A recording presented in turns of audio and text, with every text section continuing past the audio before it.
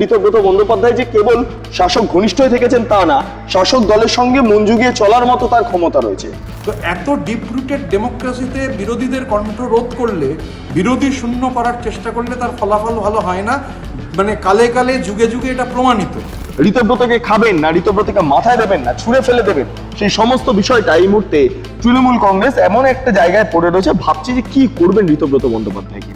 তিনি পার্লামেন্টারি পলিটিক্সটা ভালো বোঝেন বলেই হয়তো তিনি বুঝতে পারছেন যে যদি একটু শাসক দলে ঘনিষ্ঠ হওয়া যায়, যদি মুখ্যমন্ত্রী গুণগান করা যায়, তাহলে হয়তো পাবলিক অ্যাকাউন্টস কমিটির চেয়ারম্যান যে পদটা সেটা অন্তত তিনি পেতে পারেন, কারণ তার পার্লামেন্টারি যে এক্সপিরিয়েন্স সেটা অনেকটাই রয়েছে। রাজ্যসভায় তিনি দীর্ঘদিন ধরে কাজ করেছেন। স্পিকার সিদ্ধান্ত নেবেন যে who will be the next public accounts committee chairman.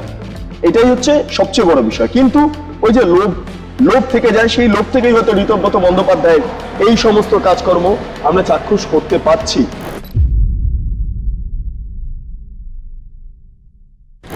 নমস্কার, আপনারা দেখছেন বেঙ্গল লিবার্টি, আমি বিট্টু রায়চৌধুরী। ঋতব্রত বন্দ্যোপাধ্যায় নামটা আপনারা শুনেছেন। সেই বাম আমল থেকে তৃণমূল হয়ে আজকে বিজেপি, প্রত্যেকটা মোমেন্টে একটাই নাম বারবার উঠে এসেছে, সেটা হলো ঋতব্রত বন্দ্যোপাধ্যায়। এই ঋতব্রত বন্দ্যোপাধ্যায় যেখানেই থাকেন তিনি শাসক ঘনিষ্ঠ হয়ে থাকেন। সিপিএম যখন শাসক ছিল তখন তিনি শাসক ঘনিষ্ঠ ছিলেন। সিপিএম যখন শাসক থেকে সরে গেল তখন তিনি তৃণমূল ঘনিষ্ঠ হয়ে পড়লেন, তৃণমূলে যোগদান করলেন। আবার তৃণমূল যখন শাসক পদ থেকে সরে গেল এবং তারপর দেখলাম আমরা বিজেপির সঙ্গে ঋতব্রত বন্দ্যোপাধ্যায়ের একটা সুসম্পর্ক গড়ে উঠছে ক্রমে। অর্থাৎ সবটা মিলিয়ে ঋতব্রত বন্দ্যোপাধ্যায় যে কেবল শাসক ঘনিষ্ঠই থেকেছেন তা না, শাসক দলের সঙ্গে মন জুগিয়ে চলার মতো তার ক্ষমতা রয়েছে।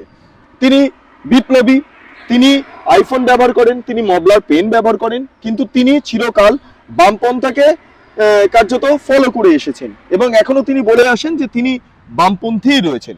একসময় এই তৃণমূল কংগ্রেসের তরফে সুবোধ সরকার, প্রাক্তন বামপন্থী, তিনি মমতা বন্দ্যোপাধ্যায়কে নব বামপন্থী হিসাবে বা নিউ লেফট হিসাবে আবিষ্কার করেন। ঋতব্রত বন্দ্যোপাধ্যায় হয়তো সেই দিকেই কিছুটা মনোযোগ দিয়েছিলেন, তাই মমতা বন্দ্যোপাধ্যায়ের প্রতি তার আস্থা জন্মাতে শুরু করে। আজকে ঋতব্রত বন্দ্যোপাধ্যায়কে হঠাৎ করে দেখা যাচ্ছে দলের অভ্যন্তরে তিনি কার্যত বিদ্রোহ ঘোষণা করছেন। হ্যাঁ, বিদ্রোহী বিধায়ক হিসাবে এই মুহূর্তে ঋতব্রত বন্দ্যোপাধ্যায়ের নামটা সবার আগে উঠে আসছে। কেন না, ঋতব্রত বন্দ্যোপাধ্যায় তিনি এই মুহূর্তে দলের অভ্যন্তরে বিভিন্ন বৈঠকে বলছেন যে দল যে চুরি করেছে তার দায় এই মুহূর্তে বিধায়ক হিসেবে তিনি নেবেন না। এবং তারপর বারবার যে বিষয়টা উঠে এসেছে, মানে আমাদের এখানে তো রাজনীতির কোনো সৌজন্যতা নেই।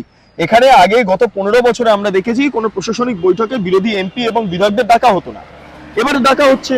এবং ঋতব্রত বন্দ্যোপাধ্যায় তিনি তার অন্যান্য যারা কলিগরা রয়েছেন, বিধায়ক কলিগ এবং সাংসদ কাকলি ঘোষ দস্তিদার, তারা প্রত্যেকে তারা যাচ্ছেন, গিয়ে এই মুখ্যমন্ত্রীর সঙ্গে যে প্রশাসনিক বৈঠক তাতে অংশগ্রহণ করছেন। এবং এখানেই শেষ নয়, দিল্লিতে বঙ্গভবনে মুখ্যমন্ত্রীর সঙ্গে সাক্ষাৎ হয়েছে, মুখ্যমন্ত্রীর সঙ্গে ঋতব্রত বন্দ্যোপাধ্যায় সাক্ষাৎ হয়েছে। এবং গতকালকে মিটিং এর পর আমরা খুব চাক্ষুষ করলাম যে মুখ্যমন্ত্রী যখন এই বিধানসভায় আসেন সেই মুহূর্তে দাঁড়িয়ে মুখ্যমন্ত্রীর সঙ্গে দেখা করতে স্পিকারের ঘরে পর্যন্ত যান এই ঋতব্রত বন্দ্যোপাধ্যায়। এই ঋতব্রত বন্দ্যোপাধ্যায় এতটাই শাসক ঘনিষ্ঠ হয়ে পড়েন যে যাতে করে যেই দলের সদস্য সেই দল চাপে পড়ে যান। এখন এই মুহূর্তে তৃণমূল কংগ্রেসের অবস্থা সেটাই দাঁড়িয়েছে। ঋতব্রতকে খাবেন না, ঋতব্রতকে মাথায় দেবেন না, ছুঁড়ে ফেলে দেবেন, সেই সমস্ত বিষয়টা এই মুহূর্তে তৃণমূল কংগ্রেস এমন একটা জায়গায় পড়ে রয়েছে, ভাবছে যে কি করবেন ঋতব্রত বন্দ্যোপাধ্যায়কে নিয়ে। এটা হলো মূল প্রশ্ন। যাই হোক, গোটা বিষয়টা নিয়ে ঋতব্রত বন্দ্যোপাধ্যায় কিছু বক্তব্য রেখেছিলেন গতকাল বিধানসভার অভ্যন্তরে সাংবাদিকদের প্রশ্নের। আমি একবার শুনে নেব ঋতব্রত বন্দ্যোপাধ্যায় কি বলেছিলেন। নির্বাচিত বিধায়ক, speaker, custodian of the house. এর আগে আমাদের স্পিকারের যেদিন উনি নির্বাচিত হলেন আলাদা করে দেখা করার সুযোগ ছিল না, অনেক ভিড় ছিল। আজকে আমরা অ্যাসেম্বলিতে ছিলাম, তো জানলাম স্পিকার সাহেব এসেছেন। তো আমরা স্পিকার সাহেবের সঙ্গে দেখা করেছি, সৌজন্য বিনিময় করেছি। মাননীয় মুখ্যমন্ত্রী ছিলেন, তার সঙ্গেও সৌজন্য বিনিময় হয়েছে। এবং এর আগে তো উনি আমার সঙ্গে দিল্লিতে দেখা হয়েছিল, তখনই বলেছেন যে এই প্রশাসনিক মিটিংয়ে, এবং আমি ব্যক্তিগতভাবে মনে করি প্রশাসনিক মিটিংয়ে আমাদের যোগ দেওয়া উচিত। তো বাদল, আনিসুর রহমান বিদেশ, আমাদের মাতিন সাহেব, লিটন, উষাদি, বিনাদি, কাকলি ঘোষ দস্তিদার, তারা সেই প্রশাসনিক মিটিংয়ে ছিলেন। এবং আমি এবং সন্দীপন আমরা এটা আগেই বলেছি, আমরা মনে করি যে সরকার প্রশাসনিক মিটিংয়ে বিরোধীদের ডাকলে বিরোধিতার জায়গায়, কিন্তু প্রশাসনিক মিটিং, আমরা বিধায়ক হিসাবে প্রশাসনিক মিটিংয়ে ডাক পেলে আমাদের মনে হয় আমাদের যাওয়া উচিত, একেবারে নিশ্চিতভাবে যাওয়া উচিত। আর ধরুন যেটা হয়নি, 15 বছরে হয়নি বলেই সেই ভুলটা সংশোধন করতে সমস্যা কোথায়? আমি ধরুন বিরোধী এমপি হিসেবে কোনোদিন প্রশাসনিক মিটিংয়ে ডাক পাইনি, কিন্তু তৃণমূলের এমপি হিসেবে ডাক পেয়েছিলাম। কিন্তু আজকে আমরা মাননীয় মুখ্যমন্ত্রীর কাছে এই কারণে কৃতজ্ঞ, এটা বলতে তো কোনো দ্বিধা নেই যে মাননীয় মুখ্যমন্ত্রী যে গভর্নমেন্ট যে পদক্ষেপ নিয়েছে, যে সমস্ত বিধায়কদের ডাকা, সেই বিধায়করা তারা প্রশাসনিক মিটিংয়ে না গেলে এলাকার যে উন্নয়ন সরকারের সঙ্গে, দেখুন আমরা বিরোধিতা করব বিরোধিতার জায়গায়, সরকারের তো এই অ্যাপ্রোচটাই হওয়া উচিত, মানে বিরোধীকে বলতে দাও তোমার ভুলের ফর্দ দিক। তো বিরোধীকে যদি বলতে না দেওয়া হয়, আমাদের দেশে গণতন্ত্র খুব ডিপ রুটেড।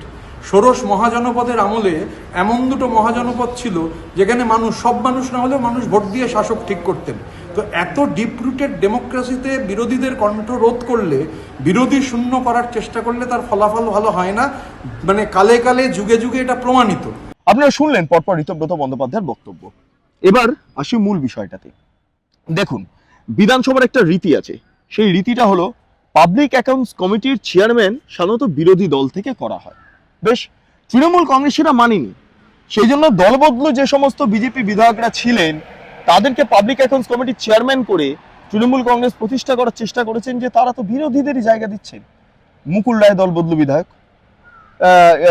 অন্যদিকে তৎকালীন রায়গঞ্জের বিধায়ক কৃষ্ণ কল্যাণী, তাকে করা হয়। তারপর আলিপুরদুয়ারের বিধায়ক সুমন কাঞ্জিলাল, তাকে করা হয়। গত 5 বছরে আমরা এই ছবি দেখেছি। এর আগেও মানুষ বিয়ে সহ একাধিক বিষয় সামনে এসেছে পাবলিক অ্যাকাউন্টস কমিটিতে। ঋতব্রত বন্দ্যোপাধ্যায় হয়তো চেষ্টা করছেন যে যদি পাবলিক অ্যাকাউন্টস কমিটিটা তাকে দেওয়া হয়, যদি পাবলিক অ্যাকাউন্টস কমিটি তাকে দেওয়া হয়, তাহলে একটা ভালো কমিটি, একটা আলাদা গাড়ি, সিকিউরিটি ইত্যাদি ইত্যাদি পাবেন এই বিধানসভার অভ্যন্তরে। হ্যাঁ, ঋতব্রত বন্দ্যোপাধ্যায় এই যে পলিটিক্সটা না, পার্লামেন্টারি পলিটিক্স, সেটা তিনি ভালো বোঝেন। সেই কারণের জন্য তার পড়াশোনা রয়েছে, তিনি পার্লামেন্টারি পলিটিক্স ভালো বোঝেন বলে বুদ্ধবাবুর অত্যন্ত ঘনিষ্ঠ হয়ে পড়েছিলেন। একসময় সীতারাম ইয়েচুরিরও অত্যন্ত ঘনিষ্ঠ ছিলেন। এবং তার পাশাপাশি সূর্যকান্ত মিশ্রকে আমার মনে আছে একটি আইফোন গিফট করেছিলেন ঋতব্রত। যখন দল থেকে তিনি সরে যাবেন, সেই সময় দাঁড়িয়ে সূর্যকান্ত মিশ্র সেই আইফোন ঋতব্রতকে আবার দিয়ে দেন, ফেরত দিয়ে দেন।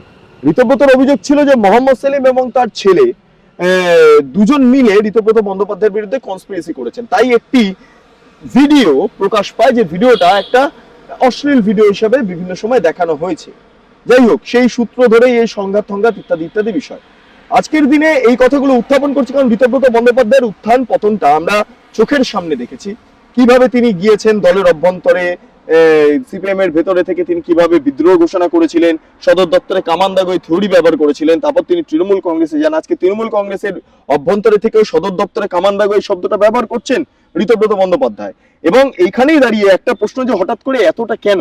তিনি পার্লামেন্টারি পলিটিক্সটা ভালো বোঝেন বলেই হয়তো তিনি বুঝতে পারছেন যে যদি একটু শাসক দলের ঘনিষ্ঠ হওয়া যায়, যদি মুখ্যমন্ত্রীর গুণগান করা যায়, তাহলে তো পাবলিক অ্যাকাউন্টস কমিটির চেয়ারম্যান যে পদটা, সেটা অন্তত তিনি পেতে পারেন। কারণ তার পার্লামেন্টারি যে এক্সপিরিয়েন্স, সেটা অনেকটাই রয়েছে, রাজ্যসভায় তিনি দীর্ঘদিন ধরে কাজ করেছেন। এই পরিস্থিতিতে দাঁড়িয়ে পাবলিক অ্যাকাউন্টস কমিটির চেয়ারম্যান তিনি হয়তো হতে চাইছেন। আবার অনেক ক্ষেত্রে আরেকটা প্রশ্ন উঠে আসছে যে নওশাদ সিদ্দিকীকেও পাবলিক অ্যাকাউন্টস কমিটির চেয়ারম্যান করা হতে পারে। কিন্তু বিষয়টা যেটা দাঁড়ালো, সমস্তটাই নির্ভর করছে স্পিকারের সিদ্ধান্তের উপর। স্পিকার সিদ্ধান্ত নেবেন যে who will be the next public accounts কমিটির চেয়ারম্যান। এটাই হচ্ছে সবচেয়ে বড় বিষয়। কিন্তু ওই যে লোভ থেকে যায়, সেই লোভ থেকেই হয়তো ঋতব্রত বন্দ্যোপাধ্যায়ের এই সমস্ত কাজকর্ম আমরা চাক্ষুষ করতে পারছি। শুধু ঋতব্রত বন্দ্যোপাধ্যায় কেন, এই মুহূর্তে পাবলিক অ্যাকাউন্টস কমিটি যখন চেয়ারম্যানের বিষয়টা উত্থাপন করছি, আমি দেখতে পাচ্ছি পুরসভায়, কলকাতা পুরসভার পাবলিক অ্যাকাউন্টস কমিটির চেয়ারম্যান পদ থেকে ইতিমধ্যে ইস্তফা দিয়ে দিয়েছেন তৃণমূল কংগ্রেসের এক কাউন্সিলর। তিনি ইস্তফা দিয়ে দিয়েছেন। এবং আমরা যেটা এই মুহূর্তে আমার কাছে যে ইনফরমেশনটা এসে পৌঁছাচ্ছে, তাতে করে একটা বিষয় স্পষ্ট, আর মাত্র কিছুক্ষণের মধ্যে বা কিছু দিনের মধ্যে বলা যেতে পারে এই বিষয়টা, মানে এই যে এই পুরসভাটা হয়তো তৃণমূল কংগ্রেস টিকিয়ে রাখতে পারবেন না। হয়তো ফিরহাদ হাকিম তিনি করে দেবেন, তিনি ইস্তফা দিয়ে দেবেন। বিভিন্ন ইনফরমেশন আমার কাছে আসছে। অরূপ চক্রবর্তী, পুরসভার পাবলিক অ্যাকাউন্টস কমিটির সদস্য অরূপ চক্রবর্তী, তিনি ইতিমধ্যে সেই সদস্য পদ থেকে, মানে চেয়ারম্যান পদ থেকে তিনি সরে গিয়েছেন। এবং তার পাশাপাশি পাবলিক অ্যাকাউন্টস কমিটির সদস্য থেকেও সরে গিয়েছেন। তার পাশাপাশি সুশান্ত ঘোষ, যিনি 12 নম্বর ওয়ার্ডের বড় চেয়ারম্যান, এখান থেকেও তিনি পদত্যাগ করেছেন। ফলে তৃণমূল কংগ্রেসের অভ্যন্তরে যখন এই জল্পনা দানা বেঁধেছে, ঋতব্রতকে নিয়ে একটা জল্পনা দানা বাঁধছে যে ঋতব্রত কি ধীরে ধীরে এবার তিনি কি তৃণমূল কংগ্রেস থেকে দূরে সরে যাবেন, তিনি তৃণমূল কংগ্রেস থেকে একবারে সরে যাবেন, নাকি তৃণমূল কংগ্রেসের ভেতরে থেকেই তৃণমূল কংগ্রেসকে ড্যামেজ করার জন্য যা যা প্রক্রিয়া নেওয়ার সেগুলো নেবেন। এবং সেই ফলস্বরূপ তিনি চাইছেন হয়তো উপহার দেওয়া হোক তাকে বিধানসভার তরফে পাবলিক অ্যাকাউন্টস কমিটির চেয়ারম্যান। এখন হচ্ছে মুদ্রা বিষয়টা এটাই। এবার আপনারা কি ভাবছেন অবশ্যই আপনারা কমেন্ট সেকশনে জানান। আপনারা এতক্ষণ ধরে দেখছিলেন বেঙ্গল লিবার্টি। চ্যানেলটি অবশ্যই ভালো লাগলে লাইক করুন, সাবস্ক্রাইব করুন, শেয়ার করুন, বেল আইকন ক্লিক করুন, www.bengalliberty.com সেখানে ক্লিক করুন। সমস্ত খবর আপনাদের জন্য সাজানো রয়েছে স্বাধীন, কাছের এবং গেরিলা সাংবাদিকতার পাশে দাঁড়ান। অসংখ্য ধন্যবাদ।